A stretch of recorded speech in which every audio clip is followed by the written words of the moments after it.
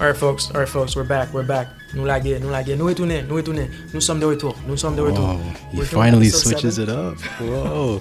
We are doing Usually he's like, what's up folks, this is Storylysis.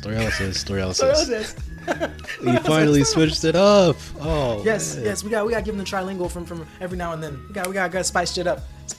Let's fucking go.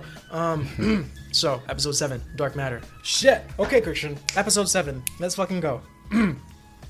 How we start? Daniela has not heard from Ryan. What the fuck is going on? Where the fuck is Ryan? Like Daniela is texting. We're in Jason1's world. Yes. We're in Jason1's world. Notice I snap? I'm gonna start doing that now when I switch. Sure, yeah. Yes. Detective Mason shows up. Notice, Christian, she's still a detective. Oh, she still has that smile. She still has the same arc. She still has, like, meaning nothing has happened from Jason 2's world to Jason 1 to give this woman a different career path. Like, that storyline is unique. It's straightforward. She's not diverging at all. She's like, bitch, you go into whatever universe, I am a detective. It is what it is. Yeah, she's very unsettling. She feels like somebody who can stab you and smile while she does it. Yeah. I love there's innuendos to her tone. The unspoken things. Like, I know you're suspicious, but I'm not going to tell you. She's very charming. Yeah. Ryan's missing. Huh. When the last time you saw him? 5 days ago. When's the last time you saw him? 3 days ago. That is right, because we do have footage of you. Notice how she didn't start by saying, we saw you with Ryan? Like, she let Jason too and Daniela ease into, like, their conversation, which is a characteristic of smart people. You know, they don't talk first. Like, they observe, they fucking, what's the verb I'm looking for? Take in, and then they drop out. They fucking say their piece. It's like, she's calm, she's collected. Yeah. Oh yeah, you're right. We do have CCPD footage of you and Ryan at the village tap. That's correct. And of course, one was like, he was drunk. That is what it is. Okay, well, I'll keep you guys in touch. He's been disappearing. His girlfriend put out the alert. We'll let you know. And then Daniela goes upstairs. What the fuck is this? What is this fucking ampule? Well, it's not an ampule. What is this that I found? This fucking shit that I found in your trailer. And he sat down. He's such a good liar. But the fact that he's able to tell you the truth in a way that makes sense, and you're like, okay, I understand, because it's not really a lie. Like, Daniela confronts him. What the fuck is that? You've been hiding shit from me. I see marks on your hand. I found this in your trailer. What is that?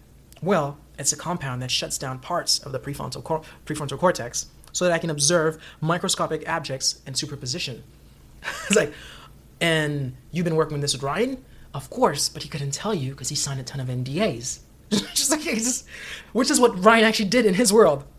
Like, the way this man keeps using either, like, scenes from Jason's life to justify his action or actual scenes from his life to get out of, like, fights with his wife. It's just so beautifully done. How he mentioned, a car almost hit me, and I got it was a fucking cathartic moment in my life. When it wasn't him, it was actually Jason, but he saw it. Like, his answers are so quick. And for someone that can get upset, we've yet to see him enraged. We see him get furious with Ryan. Like, you're fucking calling my wife now? But he's very composed with Daniela. Which shows you in his manipulating. Except the one argument they had in the car. Oh, yeah. Even that, he stopped himself. He's like, I just thought, Yeah, even that. Yeah, he's like, I just thought you're not the person I knew, which is so fucked up. But it's true to him, because Daniela, in his world, is a well-famous, extroverted, charismatic painter. But that's not your Daniela anymore, bro. She had a kid. She left that life. She's more reserved. She's more cautious. Oh, it's crazy. So it's nice to see that the worlds are starting to intertwine for him, because this is not humanly possible. You're not supposed to be traveling from world to world, worlds where you don't have a history. There's no amount of observation you could have done to Jason 1 to fully adopt into his life, because it's not your world. Like you mentioned in the last episode. It's just, you're a foreigner to this world. But it's fucking crazy shit. It is what it is. But he's doing such a good job at answering. And his ability to, like, to placate her and hold her hand. Like, now she feels stupid. Babe, you should have told me. Babe, I'm sorry. It's just, like, he's so fucking good, man. Jason 2, as much as I hate him, I fucking love Jason 2. Like, he plays the role way too well. So, wait. All right, great. That sounded better. We're switching to Jason 1. You have to do one more snap to even it out, because you did 2 extra. Just do one more. There you go. Oh, that last one's actually better. Yeah, Amanda's like, Jason, we need a break. It's been 29 days, Christian. They've been traveling from realms to realms, from universes to universes for 29 days. She's like, we need to just have a break. And he's like, but we're running out of ampoules. We shouldn't do this. She's like, Daddy, chill. Yeah, I'm surprised they didn't try to restock like Jason 2 did. Oh, that's the thing, Christian. Only Jason 2 is able to go back to, yeah. Because now they can actually visit worlds. But there would be nothing left to restock. If they go back to that world, Jason 2 already took it. Remember he went in that world and took the last 2 bags and told the girl, it's hell in there, you don't want to know? Oh, they can just go to a different one. In the Jason world. Yeah, I mean, they can. Huh. Christian, that's a very valid point. But they're going by it was stressing me out that... Okay. Oh, man, your ability to be stressed out by these shows is not feel bad. Like, we should just react to light shows. Like, I can't have you have panic attacks for non-believable things. Makes it fun. Fictional things. Fun. Fictional things, I mean. It does make it fun, actually, yeah. That's a good way to die. You die watching a show. Cause of Death, Dark Matter, Season 1, Episode 7.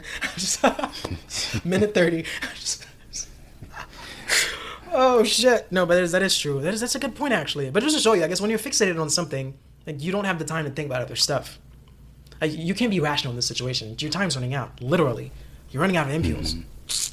But yeah, she's like, let's doctor's order, let's do it. And she opens this door to this beautiful world. And how he said, like, I didn't describe the concept. No, I didn't describe the people, but the concept. A world where people agree on basic facts, where technology doesn't destroy the environment or humanity, where empathy is important. I found the contrast between tall, futuristic skyscrapers dotted with like shrubbery and vegetation to be very compelling. Yeah. It's probably the ideal way for you to have a futuristic architecture that doesn't abandon nature completely. Yes, Christian. Yes. Yes. Yeah, when you think tech, when you think skyscrapers, you think pollution, you think, I said tank. Right. You think, you don't see trees in New York City. You just see a fucking pavement and skyscrapers. That is true. But the fact that they're able to coexist, Christian, that's a fucking short.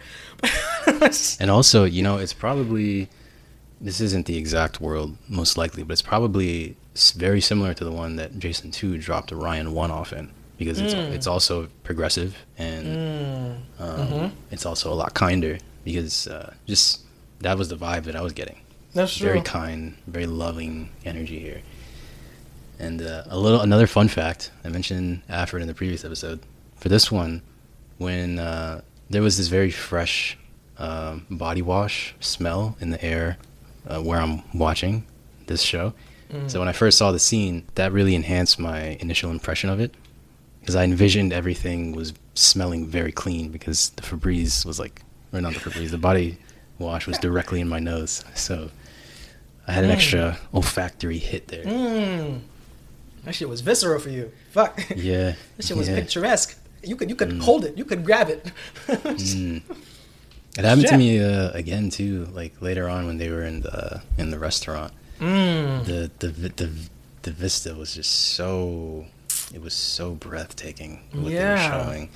Like my mind, I allowed it to just spiral a little, and because I couldn't help imagining myself in that world, like what kind of views would I've seen, what kind of thoughts would I've had, what would my day-to-day look like, my favorite food, favorite thing to do, sometimes it's nice for this show when I pause and I just reflect on what it is I'm seeing and how that could, suggest what actually happens in the real world, even though obviously this is like a fictional story that's based in a lot of science. It's just, I've always thought, what if our imaginations in some ways allows us to be the architect of our own universes, and not just like in a symbolic way, but in a real tangible way. Like if you were to just imagine a world with like pink elephants, then boom, somewhere in the cosmos a world of pink elephants exists because you thought about it. And it's part of why I love this show, because it's such a wonderful way it's such a wonderful visualization of the thoughts that I've held for so long, and they're doing it so well. It makes me really, really happy to see what they're doing. I can relate. He's not lying. Yeah, that's Yeah. yeah, that is true. That's another reason why. Yeah, that's literally what I told you. I was like, yeah, you're gonna love this show when they show you the different worlds. But I didn't tell you that they're tied with emotion. It's just stop that. They show you the different worlds. But yeah, it's done very well. Yeah, when they're eating, like you just said, it's at the top of the Obama building.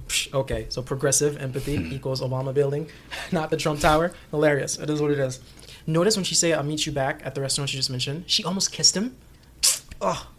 But then they're like, okay, this is weird because we're not fucking lovers. Back off, bitch. I'm married. It's a rubber band, but it signifies a ring. It's so nice, man. I wanted them to end together so bad, but I understood. Like, I understood them ending up together would mean fucking, like, he give up on Daniela. But shit, man. And of course, the two guys know, like, you guys look like you're in love. I take a picture, like, in the picture, literally, you can literally see love in that picture. Just, that is crazy. And he got her the dares, Christian. The thing that he didn't have, the candy he didn't have in his universe. That's crazy shit. And apparently in this world he sells insurance. And then she buried the lead on this one too. She's like, listen, this isn't just I said we needed a day off, but I'm always working. So this isn't particularly this wasn't just a day off. So it turns out Amanda in this world is from Sao Paulo, Brazil. The Amanda in this world disappeared 2 years ago. Just like her, that Amanda is also from Sao Paulo. That Amanda also came to the state when she was 17. And unlike her, that Amanda has no ties, no parents, no older brother. So that Amanda is a perfect fit for me to just replace her. Because nobody's going to suspect the thing. It's been 2 years, and I can just start my life. And of course, Christian, she tells him, I want you to stay, but I don't understand.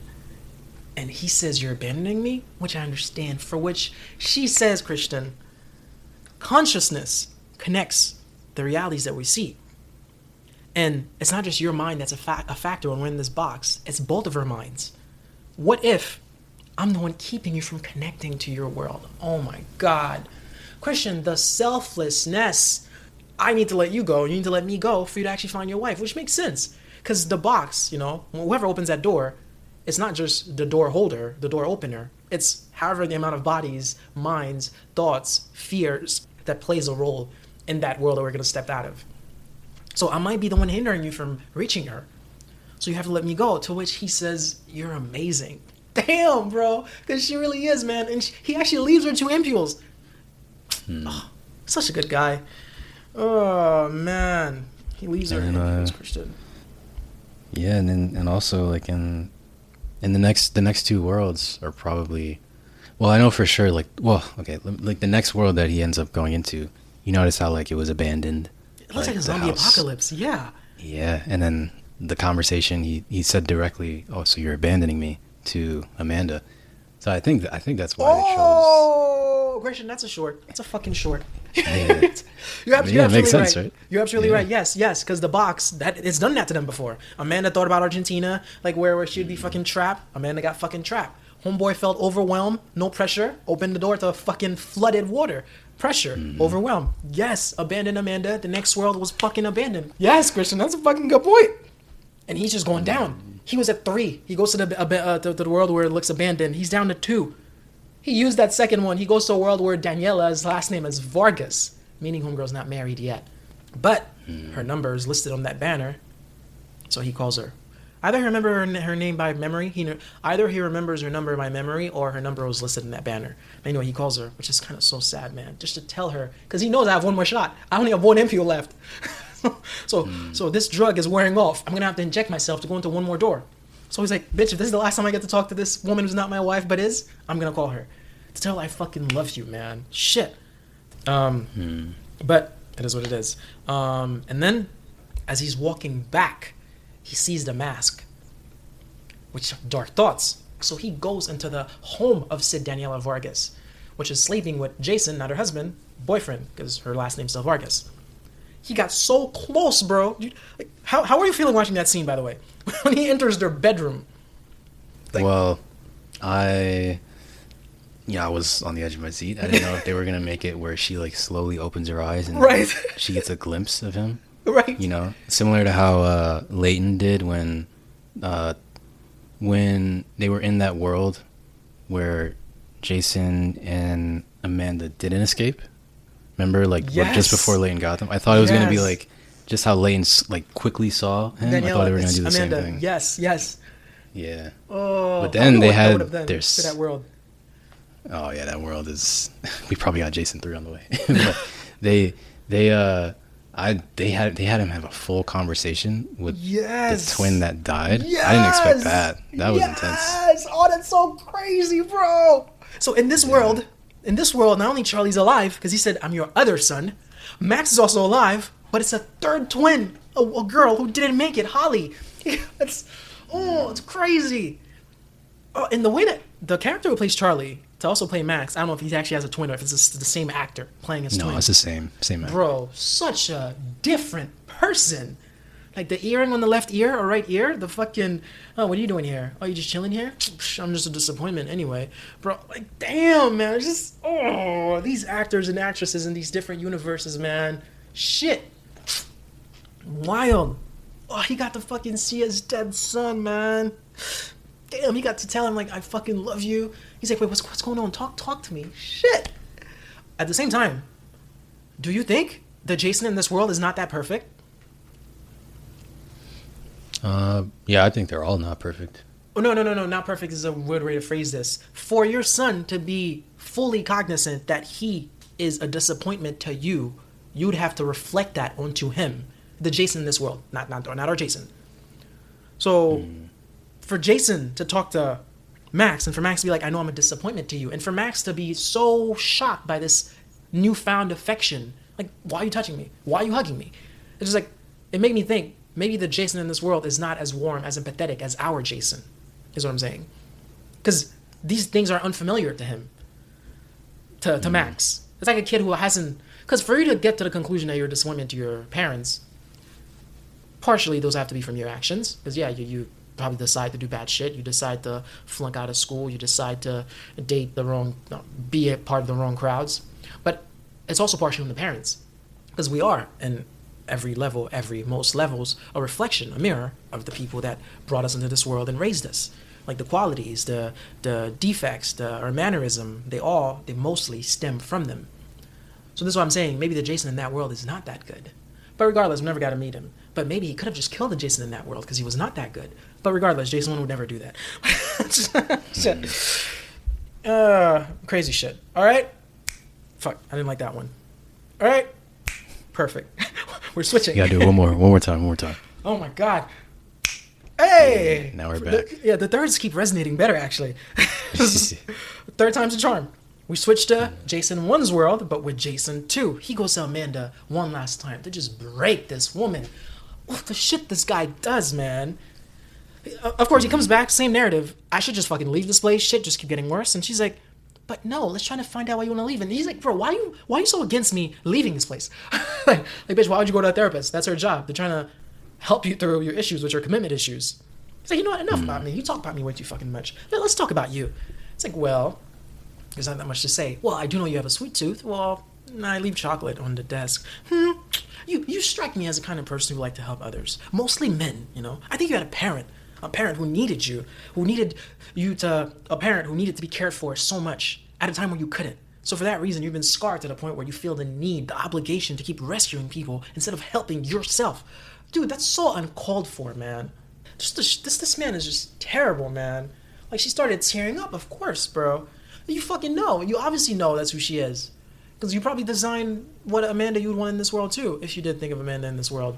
Because notice she's still at therapy. She's still in the same function, but just through a different industry in Jason 2's world. But that's just, like, why? Like, why do you have to do that? It's like he got off from that.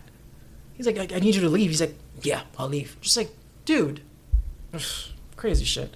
But anyway, he's already upset, of course, and Detective Mason comes back. Just so you know, the cell phone signal from Ryan's phone came off from an industrial site in Chicago. Like, shit. I don't know anything about that. Okay, well, if I find anything, I'll let you know. Like, her tone is almost like, bitch, I don't fucking believe you. Like, I know you're guilty, but I can't prove it. So yeah, let's just keep playing this I don't know game. It's like she knows he's bad. Like, her intuition as a detective is so... Even when she spoke with Layton, I don't know if you remember in episode 2 or 3. So it was like, oh, you didn't know? Yeah, Jason checked himself in the hospital. Oh, he didn't come and talk to me. Oh, you didn't know. Really? it's oh no, Detective Mason. She plays a fucking great job. But of course, because of that, homeboy got to dig Ryan out. And notice how he. Do you know why he chose a drunk Ryan? Because he said it was the first time Ryan drank, like since we in high school. Yes. And was in episode 1, I didn't get a chance to go check it out again. Was he drinking in episode 1? Well, it was a bar. It was a celebration. They just popped one, the McLaren. They popped with it was just celebrate. He's not a drunk, but because that's the lie he told, he needs a Jason that can fit this narrative. He needs a Ryan that can fit this narrative. He is so fucking smart, man. This man covers his tracks so well. Like his contingency plans have contingency plans. If that didn't work, that will work. Yeah, and he's making. He does not fucking care. Up the world like, more. I know, right? He's fucking up the world and taking people from their world, dump them in other worlds. Yeah, he has no qualms about doing that. I know, right? Just injecting them into another world against their will, and then not setting them up with anything. Just like, all right, here you go. Fuck off and do your thing. Right, but you're the perfect not specimen. Like, you're the perfect subject for my lie. You are a drunk. Oh, but also notice the branched factor for this Ryan. He had a full ride to university, Christian. One fucking party, he lost a bet. Which he didn't explain, but we obviously know where it's leading to. He was drunk. His boy or his girl was probably drunk. They flipped the coin. Fuck, I gotta drive. And he got pulled over. DUI. Cut off. Like, just that one thing, man. Little things in our life can have such crazy ramifications in our futures. Like, that one thing just derailed. And too, like, because we know he asked Ryan, the drunk Ryan, if he had a chance to start over, would he? Yeah. But we don't know if he actually explained to him that, like, I'm going to take you to another world. Oh, of course not. Like, this could be something that would put Ryan in, like, an insane asylum. If he just if he might have memories that are real, but the world tells him that his memories are fake, that might make him go insane. Yes. Also, he's never seen Jason before. That was his first time seeing Jason. He said, I feel like I know you from somewhere. So Jason can easily dump him back and never speak to him. But because Daniela is that factor, Daniela is going to be in touch with Ryan. But they're not going to believe Ryan because Jason already set the premise that Ryan is now a drug alcoholic. It's so... people would notice, that Ryan just suddenly is acting different. The last time he sees Jason, right after that is when he just is a completely different person. Yes, and Ryan's a Pavia winner, meaning Ryan probably has meetings with top people. That's true. Right. Like, oh yeah, can we get a Heineken in here? Ryan, that's not like you. Hey, listen, man, I don't know about this Pavia stuff, but I can tell you about your car because he owns a garage in his world. I don't know what is a Pavia, bro, but listen, this Chevy outside, if you need a transmission, come to Ryan Auto Body Shop. Ryan, you don't have a body shop. Like, it's insane, man. This man has zero care to these people's worlds, how these people are affected by these world switches. It's so messy. It's messy as fuck. It's crazy shit. Yep, he dumped Ryan to his apartment. Now, Christian, we're down to the last scene of this episode. Jason is praying. I'm in love with the way that they did that, bro. And we're all just fingers crossed. Please get this man home. It's the last ampule. Ooh, Christian, the monologue, like he's talking to his wife. He's like, Daniela, I need to come and find you. Like, I always knew we were all made of some things blown out of pieces of fire forged in the matter of dead stars. That's a fucking poem, man. Hey, shit. It's a bar. Ooh, it's a bar. Shit. I'm leaving this world where our boy made it. Max is alive. I almost took some other Jason's life, but you know what? That's not my life. I need my life back, bro. As he's walking to the door, oh, fucking, dude, I had to rewatch this. This is my third time rewatching the show, and like 1, 2 with my girl, 3 for this podcast. I still get the same chills as he's walking through. Bro. He said, I'm starting to suspect that it is the imperfections of life that amount to a different kind of perfection. Oh, like, shit. That's such a great line. Woo! Imagine he used that last ampule. He opened the door and it was in this world. And then that's the end of season 1. It's like... That's... That'd be a bold move. That would would've- be a bold move. but at the Oh, same time, you know what? Oh, you know what they could have done? What if they made this Jason? I mean, they're not going to do this. I don't need them to do this. I'm just saying it'd be interesting if they went this route. If they made this Jason fail completely, like he took the last vial and he didn't make it back, and then we switch perspectives to a third Jason who lived the same exact like life that he was like going through these different realities, but he's the one who succeeded. Just to make a point that like there are many Jasons and there are many different realities happening. We just showed you that it's possible for Jason to have failed, and that story ended. But we're gonna take you to a Jason that succeeded. That would have been interesting. That would have been interesting too, actually. And a whole different version, going back to his whole other Daniela, but his, like going back to that other Jason 3's Daniela. Yeah. But yeah, man, he opens the fucking door. He's like, what the fuck? This shit look like it's been cemented and there's a hole through it. Okay. Goes to the village tap, neon reddish sign. Okay, goes in there. Matt, do you know who I am? Matt says, bitch, of course I fucking know who you are. You're my regular. The bartender. Okay. Run to his house in the snow like a fucking... My boys is running. Like, this is some Christmas Carol song or movie or rom-com or some shit. It's like, the Remembrance Tree. The Remembrance Tree is outside. Check. And he's just watching his family because the intro needs to be done, like, nicely. I can't... Like, this can't just be, hey, I'm back, or some shit. And he sees the other Jason come in. Oh, shit, so he's hiding. No, he's watching them. The other Jason come in. Oh, yeah, I found Ryan at some bar in Gary. I dropped him at his apartment. Yeah, I'm going to go and let Detective Mason know I found him. Like, what about his girl? Like, yeah, his girl called. She's going to go check on him. Like, okay, cool. I'll call and check on him, too. It is what it is. So Jason1, Christian. Jason1 realized, okay, this is probably going to result in violence. Because for you to abduct me, take my life, you're not going to go away by me saying, hey, man, I'm back. Can you please apologize and go back to your world? You're not going to say that. So Jason walk into a gun shop. I need to buy a gun. What do you have? Oh, I have this, I have that. Do you have your Floyd card? Which I didn't know that existed. Firearms Owner's Identification Card for the state of Illinois. It's in Chicago. I don't. It's going to take time to fill. All right, just give me a pepper spray and a knife. Notice, Christian, that Jason have the rubber band on his ring finger. That's our Jason. That's our Jason that came in and asked for that left with that pepper spray and that knife. That Jason left. Another Jason walks in. He has a brace on his pinky. That's not our Jason or Jason 2, Christian. Yeah, when I first watched that scene, I had to replay it to know which one is my Jason and the rubber band, the first Jason. I'm like, okay, that's our Jason, Jason 1.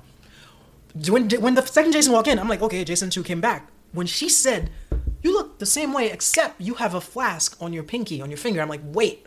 I'm like, our Jason don't have that shit. Our Jason just have a fucking injury on his arm from injecting these shit on himself. So we just met Jason number 3, Christian. Because in my mind, it quickly went by that like they were just saying, because I know that Jason 2 was injured, so it just quickly went by in my head. That's like, okay, because at this point we've been given no reason to think that there'd be another Jason. Exactly, no reason at all. Yes. Yeah, but oh man, wow. This is